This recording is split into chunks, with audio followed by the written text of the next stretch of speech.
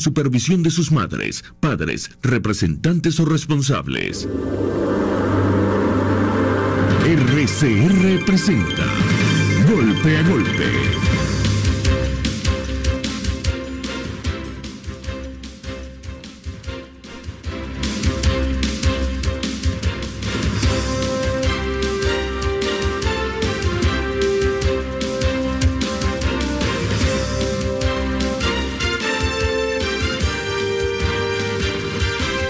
Golpe a golpe. Tenemos en línea a Luis Vicente León. Luis Vicente, ¿cómo estás? Muy buenos días, encantado de hablar con ustedes. Mira, ¿qué están diciendo las encuestas en realidad sobre Venezuela? Bueno, mira, yo creo que no hay ni siquiera muchos cambios. Ya tienen muchos meses mostrando más o menos lo mismo. Primero, más del 90% de la población siente que el país está mal o muy mal, en una percepción de crisis realmente inédita. Mucho más fuerte incluso que la crisis que se percibía en los años del paro petrolero, o en el año del paro petrolero. Y luego eso, pues por supuesto, afecta, sin duda, la popularidad o nivel de respaldo del presidente Maduro, que también se debilita en el camino, porque hay un nivel de responsabilidad que la población entrega al presidente y al gobierno sobre esa crisis. La popularidad del presidente se desplaza hasta alrededor de 21% en el mes de agosto. Estamos en campo en septiembre y no sabemos qué nivel nuevo podría tener o traer. Pero ese nivel de popularidad también caía, lo que nos indica fundamentalmente es que el presidente en un evento electoral en este momento no podría ganar la elección. Ahora, la interpretación de ese 21%, cuando la vemos electoralmente es así, pero cuando la vemos desde el punto de vista del riesgo de gobernabilidad, es un tanto distinto. Si consideramos, por ejemplo, que ese 21% sigue siendo una popularidad importante para un presidente a mitad de periodo, comparado con otros en América Latina, que a esa época, con crisis infinitamente menores que la venezolana, pues tenía niveles infinitamente peor. O cuando tú consideras que ese es el nivel de popularidad hoy del presidente Santos. Entonces es un tema electoral fundamentalmente, mucho más que un tema de ingobernabilidad desde el punto de vista, digamos, convencional. Se da la impresión que están como abandonando el país a su suerte. En principio siento que en efecto el gobierno ya no le para mucho el tema de la popularidad. Ya no es tan importante para él ser popular o no, porque no, yo creo que reconoce o entiende que ya a esta altura del partido va a ser muy difícil que esa popularidad se recupere, porque está muy vinculada al tema económico, y el tema económico todavía va a seguir sin duda molestando, impidiéndole recuperar los conectores con la masa, e incluso podríamos decir que es muy poco probable que ya se recupere la confianza del presidente en la gente, o de la gente en el presidente más bien. Ahora, entonces, ya esa variable que antes era fundamental, pasa a un segundo plano, y el plano más importante es cómo evito que me tenga que medir. Porque no celebrar elecciones es el verdadero objetivo del gobierno ahora. Absolutamente. No celebrar elecciones y quedarse de facto en el poder. Ahora, bueno, Vicente, por lo menos por ahora, porque no sabemos hasta qué tipo de elección está dispuesto a impedir. Una cosa es retrasar, demorar o bloquear un referéndum revocatorio, o retrasar de manera indefinida una elección regional, y otra cosa es pasar sin ejecutar una elección doble acotada como la elección presidencial o como la elección de Asamblea Nacional. Esas son elecciones distintas, porque tú siempre tienes una justificación potencial para demorar las otras. El referéndum necesita un requisito y tú simplemente te vuelas la posibilidad de ejecutar ese requisito. En las regionales siempre existe la posibilidad de demorarla, ya lo hicieron en las elecciones concejales y lo hicieron también en las elecciones de alcaldes, y la única decisión del tribunal es que mientras no se ejecute la nueva elección se quedan los elegidos previamente. Pero una elección presidencial es una historia distinta. No ir a una elección presidencial es abiertamente un golpe de Estado sin justificación, y eso sí tiene una connotación distinta. No estoy seguro que el gobierno esté dispuesto. Ahora, ¿tú crees que el gobierno esté dispuesto a asumir también todos los costos políticos que se implica? No solamente el retraso de revocatorio, sino ese hecho de estar tratando de ganar tiempo, ¿y el tiempo para qué? Bueno, en el caso particular del tiempo, para arrancar por ahí, sí, tiene un sentido muy importante. Si tú entiendes que no hay posibilidad de que el gobierno ganara un referéndum revocatorio, que ese referéndum representaría la cabeza política de ese gobierno, del presidente del gobierno, del chavismo, y también del directorio del Consejo Nacional Electoral, que al final tiene la decisión de convocar o no. Entonces entiende que el juego es, yo no voy a permitir un evento que me corta la cabeza, aun cuando yo pueda correr con esos riesgos. ¿Cuál es el peor escenario de hacerlo? ¿Que me corten la cabeza? Bueno, o sea, para que no me la corten ahora, yo asumo un riesgo de que a lo mejor, quizá, posiblemente, me la pudieran cortar en el futuro. Entonces, tiene sentido racional que yo juegue a que no lo vaya y asumir mi peor riesgo. Que al final, en tu primera pregunta está, es decir, que hasta cuándo puede, cuál es el riesgo que corre. Bueno, mira, de nuevo, siempre tienes muchos escenarios, porque tú lo que estás planteando aquí, como gobierno, es que tú desconoces las batallas institucionales y te metes en una batalla política. En esa batalla política yo puedo perder, sí, es verdad que el gobierno pudiera eventualmente perder, que la gente en un momento determinado se puede, ir a una lucha que desestabilice al gobierno. Eso todo es posible, pero también es posible que no pase nada. También hay un escenario en el cual la gente se habitúa a la crisis, se frustra frente a los actos opositores que no necesariamente pueden terminar en lo que la gente quiere, que es una salida del gobierno anticipada en un referéndum o en una renuncia. Y si se frustra y siente que esas llamadas a la participación, a las marchas, etcétera, no va para ningún lado, entonces el gobierno habrá ganado. Y bueno, sí, el país se deteriora, se primitiviza, pero no se cambia el gobierno, y al final entonces el gobierno pudiera haber hecho un buen negocio. Y finalmente, si el escenario más bien deriva hacia una radicalización, es decir, a la violencia, a que la gente no está en una defensa, digamos, pacífica, en una desobediencia civil básica, en unas protestas que presionan una negociación, pero que no van a la violencia, sino que en efecto se cruzan la frontera y estamos en un escenario de radicalización, de violencia y de guerra. Entonces también es posible que el gobierno haya ganado, porque esa radicalización, bueno, o a lo mejor no el gobierno, pero lo que quiero decir es que no necesariamente la oposición es quien capitaliza esa anarquía. Puede que el gobierno salga, y puede que a Maduro tampoco le interese eso, porque él sería a lo mejor también una figura de desequilibrio. Pero lo que parece claro es que quien sería el beneficiario de una anarquía es quien tiene plata, quien tiene medios, quien tiene armas sobre todo, y quien tiene los vínculos militares.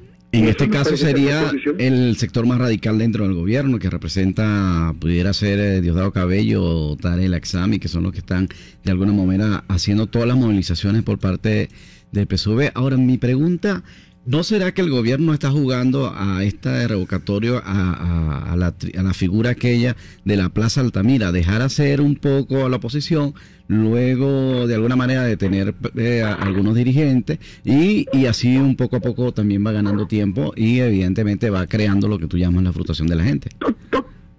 Totalmente, yo coincido con que el gobierno simplemente juega a que la oposición se desinfle sola. Fíjate que ellos usan una estrategia, en mi opinión, dual de represión, o sea, agregan al tema del control institucional algo de miedo y de represión, pero una represión muy focalizada, disparar con rifle. Me refiero a que tú amenazas que tú vas a reprimir si alguien pasa una frontera y entra en una marcha libertadora, que por cierto es ilegal. Tú estás impidiendo una cosa que es constitucionalmente un derecho. Pero bueno, vaya a eso. Si tú se lo prohíbe y lo amenaza y dice que le va a disparar, que el pueblo se le va a venir encima, etcétera, eso es una amenaza, en mi opinión, no creíble. No creíble porque tú, en el medio de una marcha gigante, no te vas a poner a dispararle a una gente, porque eso lo único que va a hacer es empeorar, incluso para ti, y podrías terminar, como el caso de Pantalla 1, con un tema de fractura o ruptura en quien tiene que disparar. Pero lo que tú sí puedes hacer, o sea, tú mantienes eso como una finta de póker, pero tú sí puedes reprimir en aquellas cosas donde el riesgo de que la gente se levante con eso es más bajo, como por ejemplo meter presos políticos, apresar a un periodista, digamos, ir contra un empresario, cerrar una empresa.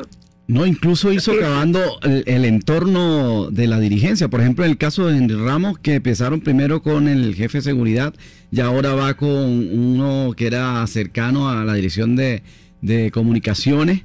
Ahora se amenaza precisamente al director de prensa. En el caso de Julio Borges también van 5 dirigentes y siempre vemos que se le trata de apresar es precisamente el entorno de la dirigencia, un poco para irlo, digamos, socavando las bases y el apoyo que pudiera tener y decir, mira, pudimos ir con ahora vamos contra el mayor o lo dejamos por última hora. Bueno, eso forma parte de lo que llamamos la represión focalizada. Se está disparando con rifle, con cuidado, porque además eso tiene menos riesgo de que la gente se levante o que se convierta en un Hulk que pone en aprietos al gobierno. Hacerlo en la calle es muy difícil, pero hacerlo contra el líder político, empresario, entorno, políticos mismos, eso es bastante menos riesgoso para ellos. Y es un poco lo que están haciendo, creo. Ahora, en el caso de esta decisión del CNE, la oposición pudiera decirse que está entrampada, que no haya que decidir, porque si acepta las condiciones, implicaría de alguna manera aceptar que está violando la Constitución y avalaría también lo que decidió el CNE. Pero el tema acá es que si no va al 20%, está renunciando también a ese derecho constitucional de hacer y convocar el revocatorio. Bueno, yo diría que esta es la decisión más difícil que ha tomado la oposición en 17, 18 años. Yo no creo que haya un momento más complejo, porque primero, cualquier cosa que tomes, cualquier decisión, va a ser una decisión de fractura, porque es irreconciliable la posición de los moderados que sienten que independientemente de la violación del derecho o de la dificultad o bloqueo que coloca el CNE, tú vas a tener que ir. Incluso trata de construir una épica sabiendo que el tema es titánico y que probablemente no lo logras. De todas maneras, tú te vas a la recolección para convertir el mismo hecho de recolección en un evento de movilización, un evento de calle, en un evento que muestra la gran cantidad de gente que quiere cambio. Entonces, tú no desprecias más allá del objetivo final, no desprecias el camino para él y le das un valor, ya que no tienes la posibilidad de tener el referéndum, tienes sin embargo la posibilidad de mostrar esa gente y hacerla visible, y también hacer que ella misma se dé cuenta de cuál es su tamaño, su fuerza y su potencialidad. Entonces eso es una forma de ver el asunto. Y bueno, el tema de que si aceptaste una violación o no, la verdad es que la oposición cada vez que hay un evento pues prácticamente ha tenido que aceptar violaciones de sus derechos. Entonces no sería nada nuevo. Pero está obviamente el segundo clúster, el segundo grupo, que es un grupo que siente que es absolutamente inaceptable, que eso eventualmente los va a llevar al desastre, al desánimo, a la frustración, y que tienen necesariamente que ir a un tema distinto, que tienen que ir a un proceso, digamos, diferente, completamente distinto, hacer desobediencia de esa decisión y de alguna manera entonces ir a una lucha. Por cierto, eso es una lucha que es una lucha radical, muy peligrosa también para el gobierno. Claro, porque eso implica que a partir del lunes la oposición de alguna manera debería estar convocando movilizaciones casi todos los días para lograr cambiar las condiciones en que está de alguna manera expuesto el tema de la firma, el tema del revocatorio en su totalidad. Sí, te metes en una cosa, digamos, muy compleja, porque al final, o sea, yo entiendo los planteamientos que pueden hacer algunos, digamos, algunas personas sobre el tema, pero lo que no tienes es una respuesta en cómo tú garantizas que esa lucha es una lucha en la que tú tienes una posibilidad real, porque eso no está garantizado. Claro. Que es lo que le complica la vida a los otros, ¿no? Claro, lo que ha hecho hasta ahora es precisamente el gobierno es ganar tiempo, pero eso va a tener sus consecuencias, porque si bien el logro pudiera ser inmediato, de alguna manera tiene cierto respiro, en los próximos días a lo mejor eso se le va a revertir cuando la gente comience a entender que evidentemente el gobierno va a buscar de cualquier manera mantenerse en el poder, y para eso no solamente viola la Constitución, sino va a tener que tomar algunas medidas radicales. Así es.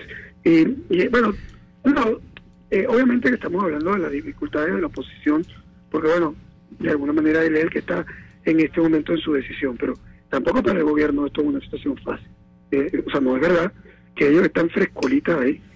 Ellos también tienen un riesgo, porque al final de cuentas, incluso si hubiera un evento complejo que pierdes el equilibrio, uno podría decir, sí, mira, en efecto, eso a la oposición parece no convenirle, pero también es verdad que al gobierno corre riesgo de que en una chispa ocurra un evento que simplemente fracture el país y que haga que el propio sector militar tenga que tomar decisiones, y esas decisiones pudieran no favorecer necesariamente al presidente, a lo mejor nunca la oposición, pero también hay estímulos de fracturas internas en el chavismo, y eso pues también complica la vida para el presidente. Claro, nosotros, por ejemplo, en un estudio que estuvimos haciendo, vimos 7 grupos de alguna manera disputándose lo que pudiera ser el legado de Chávez. Y evidentemente eso tiene su peso, y la conclusión que pudiese llegar a la gente es que la decisión de si se sale o no de Maduro va a depender más bien del propio chavismo y no de las calles o la protesta en la oposición. Pero me gustaría que habláramos de esos temas al regreso de comerciales, porque vamos a identificar a la emisora y ya regresamos. Pero antes un mensaje de uno de nuestros electores, y dice la señora Flor García que hay que exigir al CNE no solo toda la plataforma, sino todas las condiciones para que la gente pueda votar. Si no hay garantía que el referendo sea este año, que vayan a la firma permanente, todo el mundo quedará en la lista Tascón, dice el señor Vicente de la Florida. Ya regresamos con Golpe a Golpe. Usted escucha Golpe a Golpe por RCR 750 AM.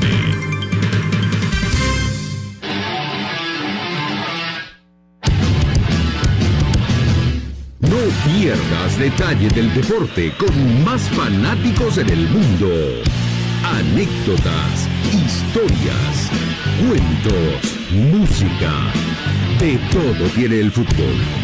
Y Nacho Rodríguez, junto a su equipo, tienen la mejor información del balompié en Zona Fútbol. Todos los domingos desde las 6 de la tarde. Por RCR Deportes.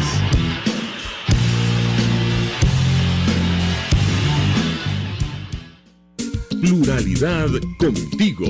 Respeto contigo. Responsabilidad contigo. Libertad contigo.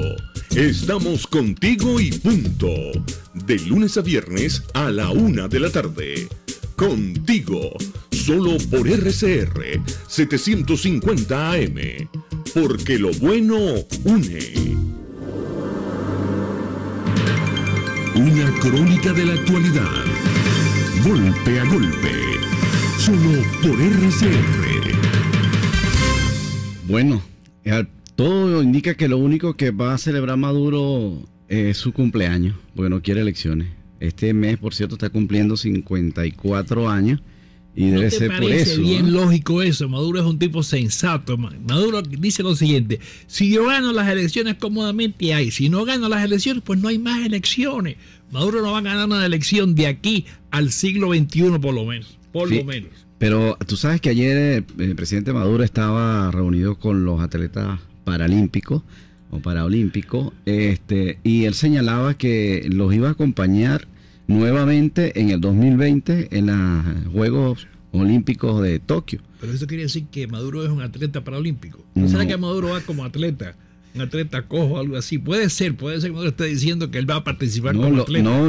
Dijo que lo ibas a acompañar personalmente como jefe de Estado.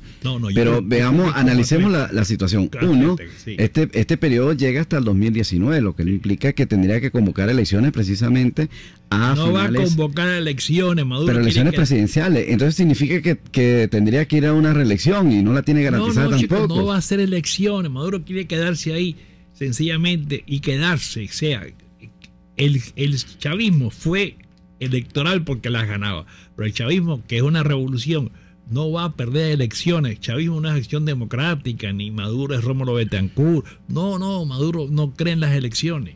Porque estamos en una situación que tú señalas sobre la revolución, de que las revoluciones nunca entregan el poder, siempre tratan de permanecer. Nunca entregan el poder. Ahora, esta revolución de Chávez... Ni siquiera lo comparten con sus pares. Con nadie. Las revoluciones hay que sacarlas del poder de otra forma. ¿De qué forma? Tiene que ser una vía democrática. No. Democráticamente, a menos que estén con el agua al cuello. Cuando están con el agua al cuello, que están desesperadas, entonces sí hacen elecciones. Pero tiene que haber una presión popular, la gente en la calle, grandes problemas, grandes movilizaciones. Si no, no hacen elecciones. Fíjate que la clave está en la organización de la gente. Si la gente o los partidos políticos no asumen la condición de la molestia, de la incomodidad de la gente, no pueden hacerlo. La gente se molesta por el costo de la vida, por la inseguridad, o se molesta porque no hay elecciones. Te pregunto a ti, que eres un experto de la vida. Mira, yo creo que la clave está en esa organización. Por ejemplo, aquí hay una propuesta de crear un comando del cambio para el revocatorio y se estaba haciendo la iniciativa de crear varios comandos familiares de manera de involucrar pues al entorno familiar en búsqueda de esos votos. Bla, bla, bla. Pero tiene que haber una organización. Creo que la clave está en una organización, porque si no se puede canalizar la salida. Tú sabes en política cuál es la organización, un partido y un líder. Los partidos se inventaron por eso. Si tú no tienes partido ni líder, estás frito. ¿Cuál es el líder de verdad? ¿Por qué Capriles no está en la calle exigiendo? ¿Tú lo escuchaste ayer a Capriles? ¿Qué decía? Oye, Capriles primero se veía molesto por la situación. Bueno, seguimos conversando. Bueno, gracias a Dios que salió. Bravo, Capriles, bravo. Con Luis Vicente León, y estamos analizando toda la situación en que está tanto el gobierno como la oposición en lo que significa la convocatoria del referendo. Sí, no se sabe si en 2016 o 2017. Luis Vicente. Sí, señor.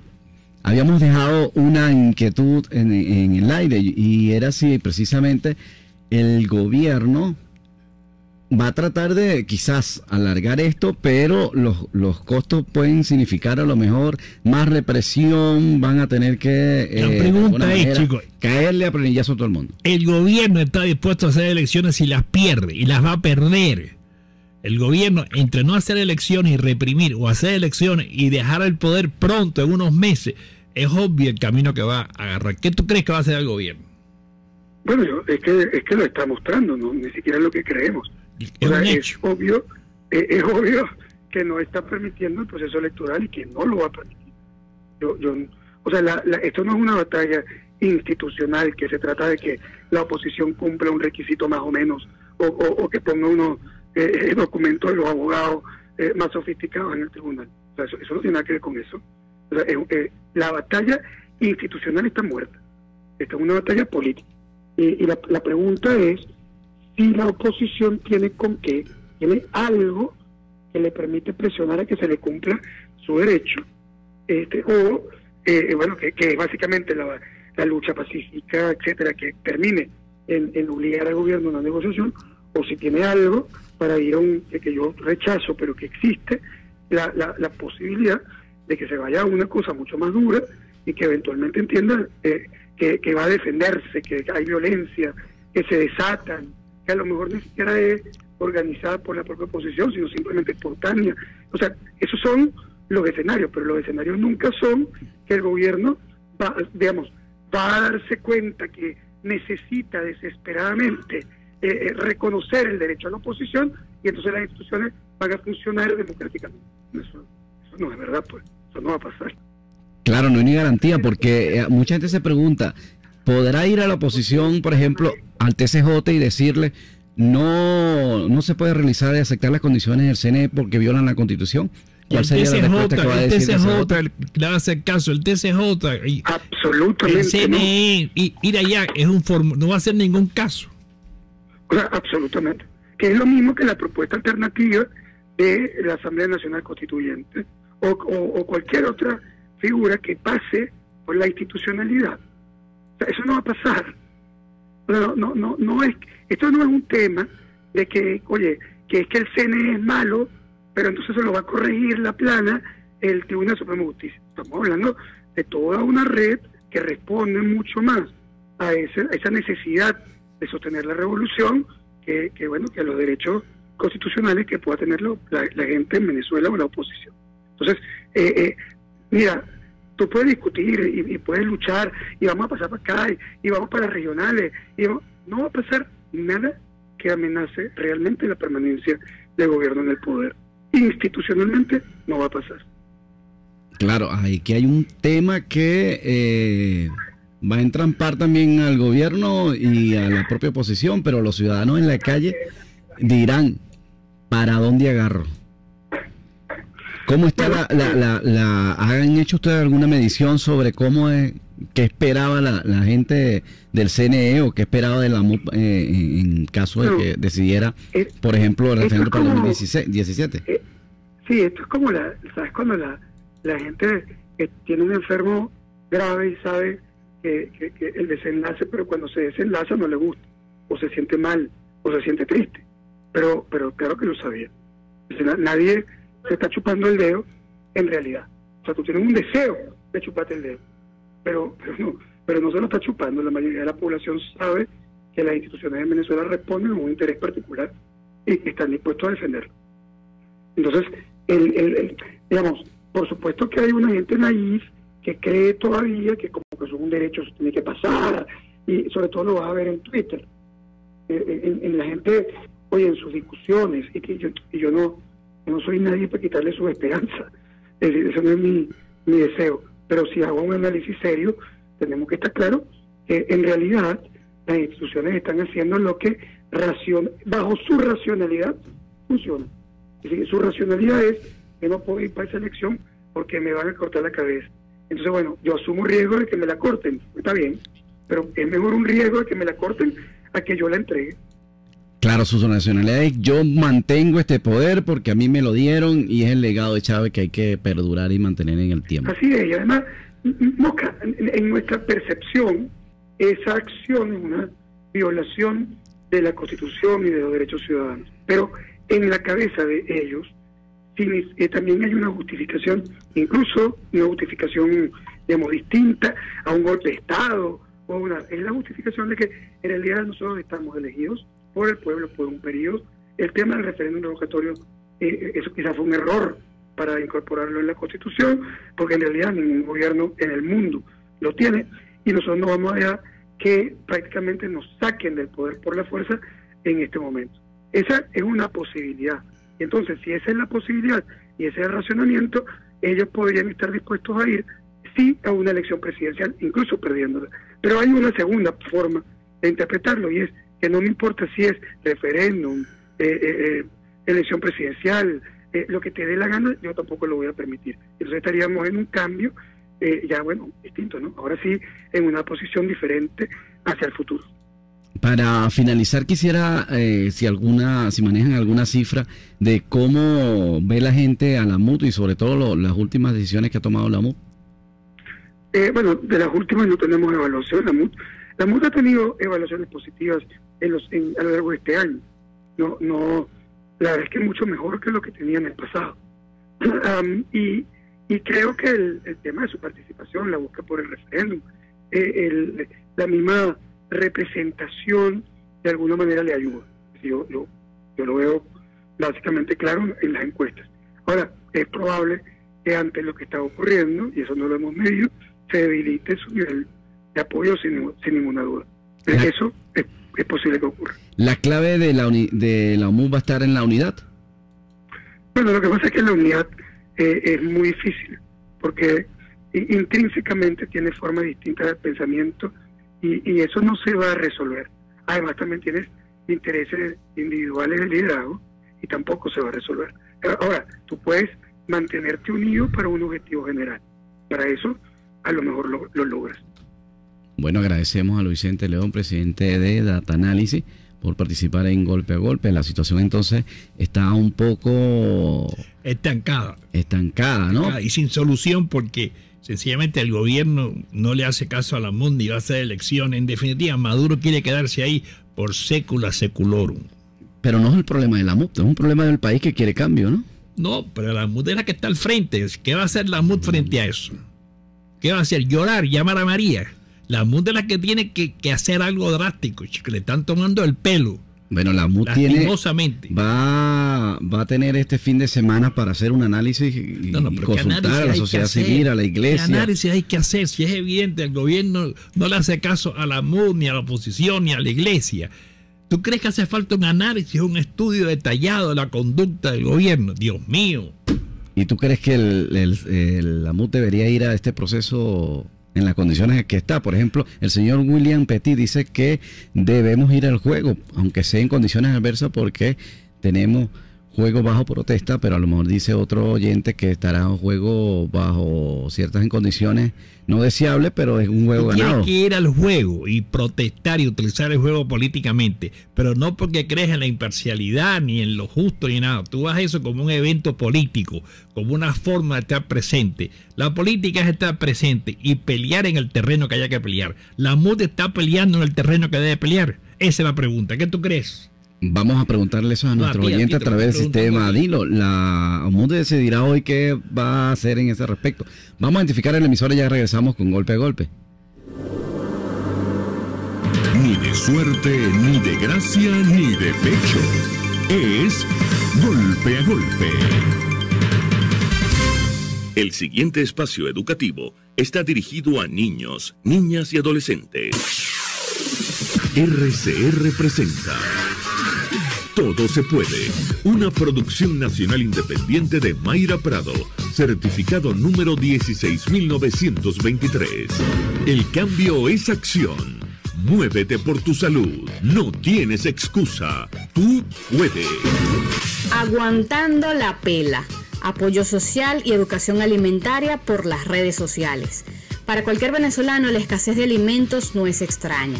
En cifras, un estudio realizado por la firma More Consulting entre el 8 y el 12 de agosto de 2016 determinó que el 53.9% de los venezolanos ha tenido que acostarse con hambre por falta de alimentos.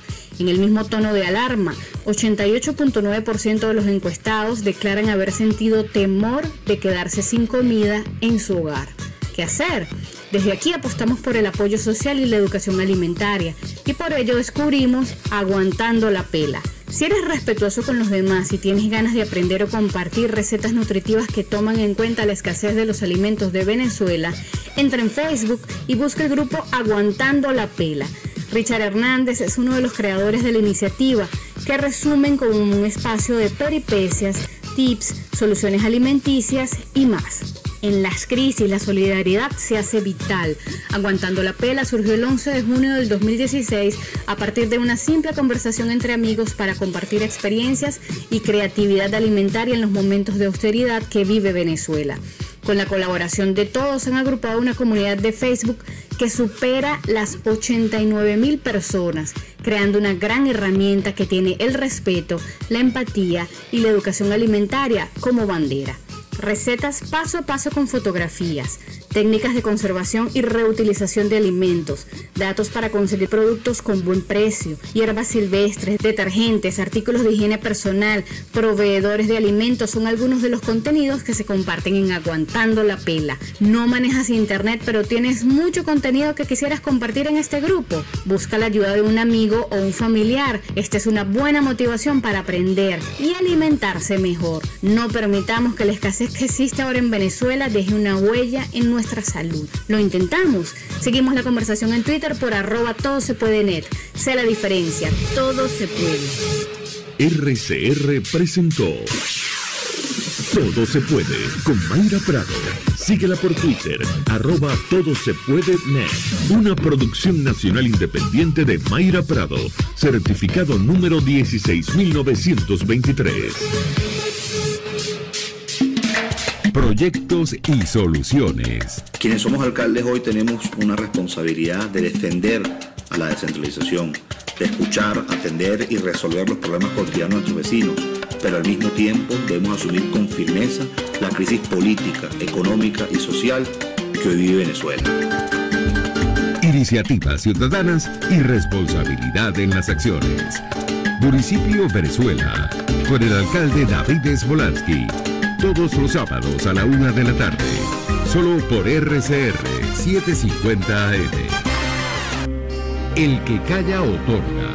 Si quieres cambiar tu ciudad, tu país, escuchamos tu propuesta. Habla Caracas. Este sábado a las 2 de la tarde con el diputado Tomás Guanipa por RCR 750 AM. En RCR somos vanguardia. Toda la programación de tu RCR también la puedes seguir a través de la internet. Audio y video en tiempo real. Noticias y mucho más. No te pierdas ni un segundo de nuestra programación. No hay excusa ni cadena que valga para que dejes de escucharnos. Ingresa a rcr.tv, la radio que se ve. RCR 750 AM, porque lo bueno une.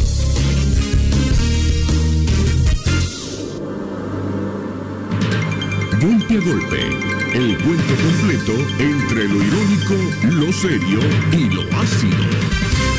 Golpe a golpe. Estamos antes de este corte hablando con Luis Vicente León sobre cómo de alguna manera el gobierno ha venido socavando la base y el entorno de los líderes dirigentes de la oposición.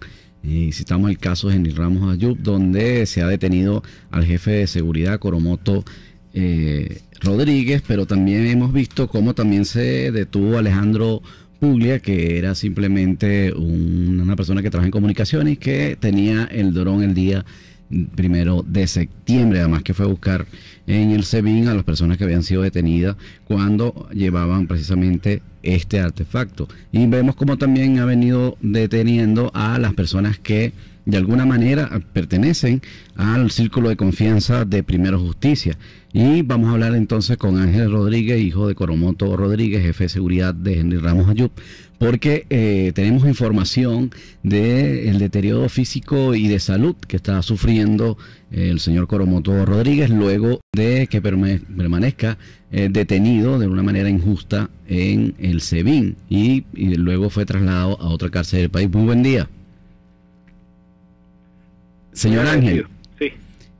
Nos preguntamos cuál es la situación y el estado de salud del señor Coromoto Rodríguez.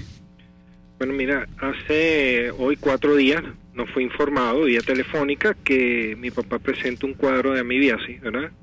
Ya anteriormente tenía alrededor de 3 semanas presentando evacuaciones frecuentes y molestias en el estómago. Se le hicieron unos exámenes y bueno, arrojaron después de 3 semanas que tienes amibiasis y también la pérdida drástica de peso en estos últimos 3 meses, más que todo ha perdido una cantidad de peso de 40 kilos. Mi papá es una persona muy corpulenta y eso ha afectado seriamente la salud de él, pues incluso ha tenido crisis hipertensiva en la última semana. ¿Dónde está recluido el señor Coromoto Rodríguez? en la cárcel 26 de julio en San Juan de los Morros. Él estuvo antes en el SEBIN, ¿no? Sí, estuvo alrededor de más de 45 días en el SEBIN. Ustedes han tenido la oportunidad de hablar con él y él, ¿qué les ha expresado? ¿Cuál es el trato que les dan allí en esa cárcel? Y precisamente, ¿qué les dice de cara a lo que está pasando en el país? Y sobre todo, cuando se trata de una persona que es responsable de la seguridad de Henry Ramos Ayub. Y claro, evidentemente la gente se pregunta, simplemente lo que tratan es de alguna manera, darle un golpe a Henry Ramos atacando a quienes están en su entorno. Sí, bueno, mi papá, si me preguntas el trato que ha recibido allí, mira, hasta los momentos es un trato bien, no voy a decir excelente ni regular, sino simplemente bien. Siempre hay uno que otro funcionario que se quiere sobrepasar por la parte política, pero me parece una persona que sabe manejar muy bien esa situación. Ciertamente hay momentos que la seguridad de él corre peligro. O sea, los últimos motines que se han dado cerca en la PGB, que se han escuchado incluso tiros y todo esto, él ha tocado, mira, nos dice, mira, yo agarro y me tiro al piso y bueno, tengo que dormir en el piso, pues, porque las balas rebotan hay unos techos como de zinc y esa es el resguardo de su vida. Mi papá estuvo, mira, 110 días aproximadamente sin que lo sacaran a recibir sol, porque en el SEBIN nunca lo sacaron a recibir sol, violando seriamente a incluso tratados internacionales con personas detenidas, ¿no? Y él está muy bien en el sentido de que él sabe muy bien que esto es un pase factura a Henry Ramos por el trabajo que está haciendo Henry, ¿verdad? Y que es prácticamente un pase factura política. Una persona, él me dice, yo soy inocente de todo y él sabe muy bien que eso es así. O sea, incluso la gente que lo acusa de mil cosas, mira, no tiene ni siquiera pruebas. ¿Y de qué lo están acusando? Porque el único delito de él es estar al lado y vigilar por la seguridad de Henry Ramos. Exactamente. Exactamente, ahí se inventaron, recuerda la manifestación del 18 de mayo, que hubo unos disturbios menores en la Avenida Libertador. Bueno, después que este señor, un señor del gobierno, no lo voy a nombrar porque de verdad que no es mi trabajo, empieza a acusarlo que él es el financista de esos hechos de violencia, ¿no? Cosa que agarran unos muchachos ese día y esos muchachos quedó en acta, no es que yo lo esté inventando, quedó en acta que los golpearon, los torturaron para decirles que grabaran un video y que pusieran que el señor Ángel Coromoto Rodríguez los había financiado para causar disturbios. En el tribunal, en la audiencia de presentación, estos muchachos dicen, mira, no, aquí están los golpes que nos dieron, les muestran a la juez los golpes y todo, y le dicen, no, nosotros ni siquiera conocemos a este señor y a nosotros no nos pagó nadie. O sea, quedó en evidencia allí. Y bueno, la juez se negó en su momento a darle la libertad plena, como lo solicitó la Fiscalía al Ministerio Público.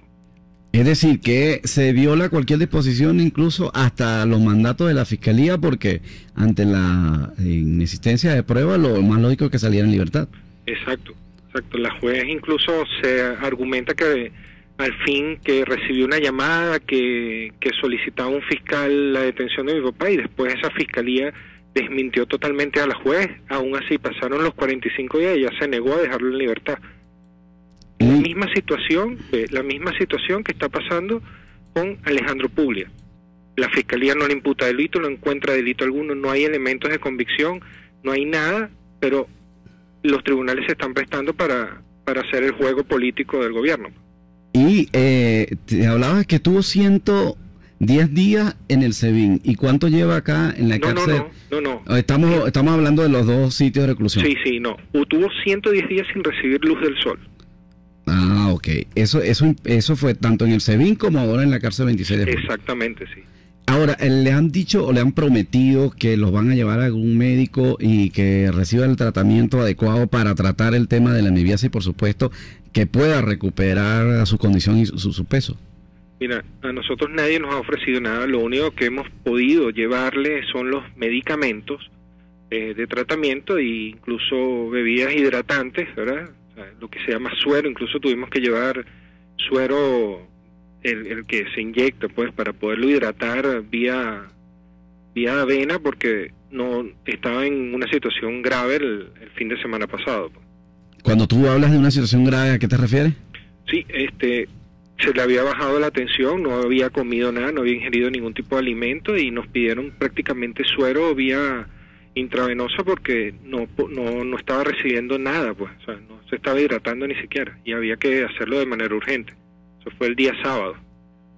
Y por supuesto las condiciones allí en la cárcel 26 de julio también son como igual que los hospitales del país, que no hay nada. Pero eso es sencillamente inhumano, es un grado de irresponsabilidad. Y el responsable de todo eso, ¿quién es? ¿El presidente de la República, sí o no?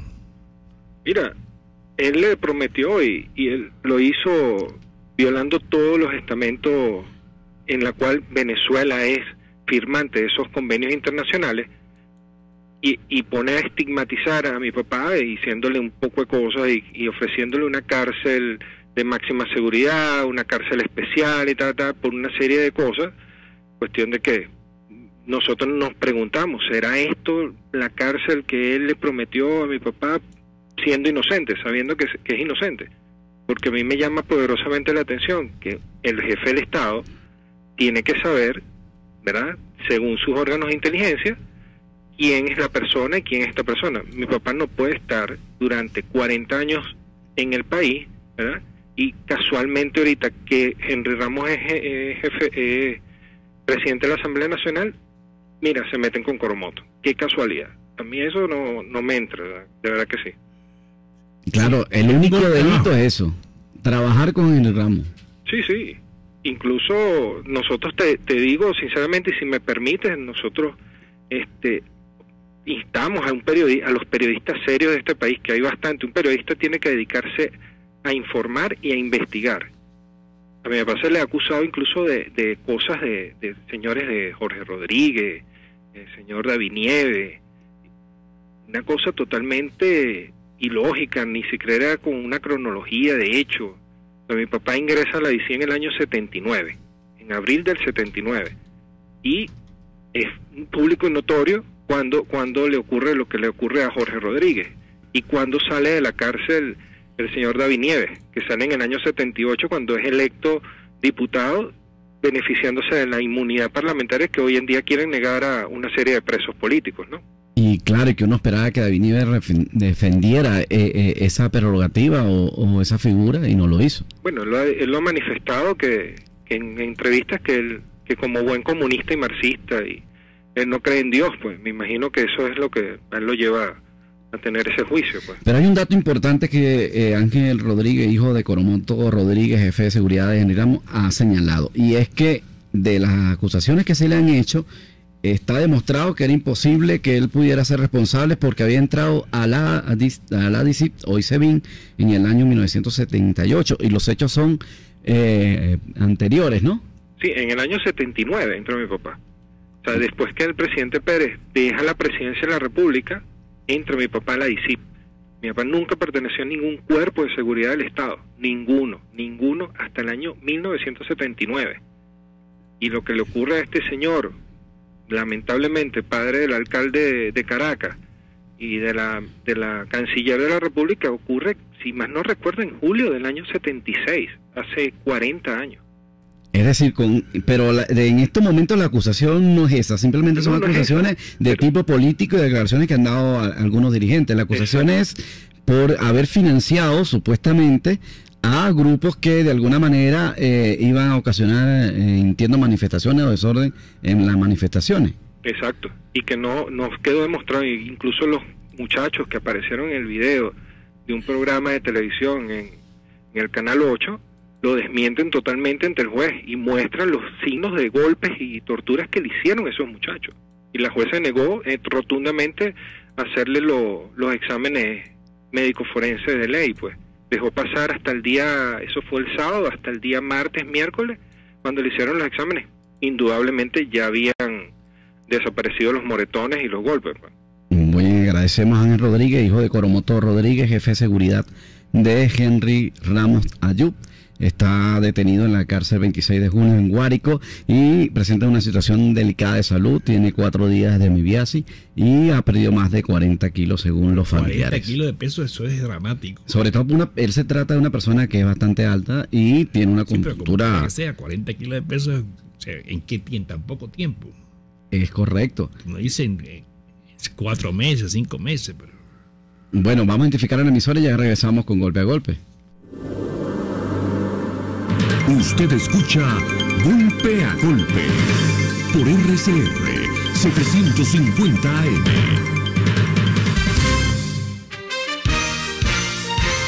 Información veraz y objetiva es la que se presenta en el espacio más noticioso del país. Entrevistas con los principales actores de la realidad local, regional y nacional. 9 de la mañana es la hora de la información. Informe RCR, de lunes a viernes, por RCR 750 AM.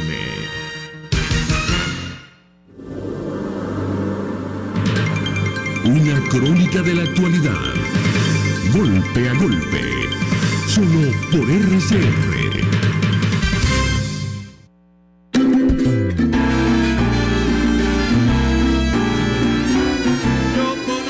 Golpe a golpe. Bueno, hoy es viernes y el cuerpo lo sabe. ¿Y nuestro invitado? También lo sabe. ¿Qué opina nuestro invitado? Nuestro invitado es, digamos, la gaita que se acerca y por supuesto lo que ustedes están escuchando allí es Garúa, que ya le estamos ofreciendo en exclusiva su producción 2016, que esta noche pueden escucharla en vivo. No sé si podemos decir el sitio o sí. Sí, ¿cómo no? ¿Cómo no? En la Posada del Pollo, en la avenida Panteón, estará Garúa esta noche a partir de las 9 de la noche. Así que pueden llegarse hasta allá, el mejor sitio de Caracas, tengo entendido, moderno, con seguridad y por supuesto la mejor atención por parte de los mesoneros. En la avenida Panteón, la Posada del Pollo. Aquí la espera Garúa, ya saben. Los bravos que vayan a Garúa, salgan de noche. Hey. Así que ya lo saben. Y después, en el Café Arábica no pueden comer también. Tampoco en el Café Arábica, ni a Garúa ni a Café Arábica, a ninguna parte. Se acabó lo que se daba. Esto es un programa político. Listo. Bueno, y ya nos vamos entonces con golpes contundentes y precisamente tiene que ver con el hecho de estas decisiones que están tomando y nos enteramos y de manera exclusiva que el PSV está preparando una especie de protección a todas las sedes regionales del Consejo Nacional Electoral. ¿Qué te parece? Una payasada, chico, no corre ningún peligro, que sencillamente quieren impedir que haya manifestaciones y eso. Eso es correcto, están temiendo, lo que evidencia que el gobierno teme que en este país la gente salga a reclamar y evidentemente va a ir a reclamar ante el Senado. El gobierno está asustado.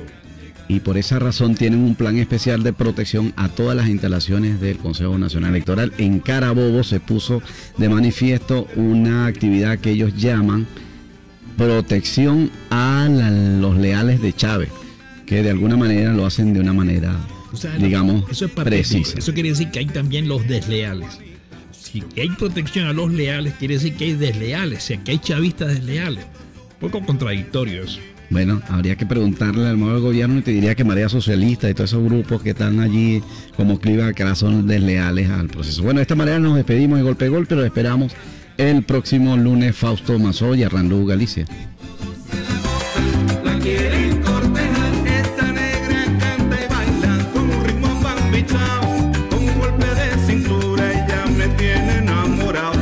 Esa negra canta y baila con un ritmo bambichao, con un golpe de cintura ella me tiene enamorado, ya me tiene enamorado.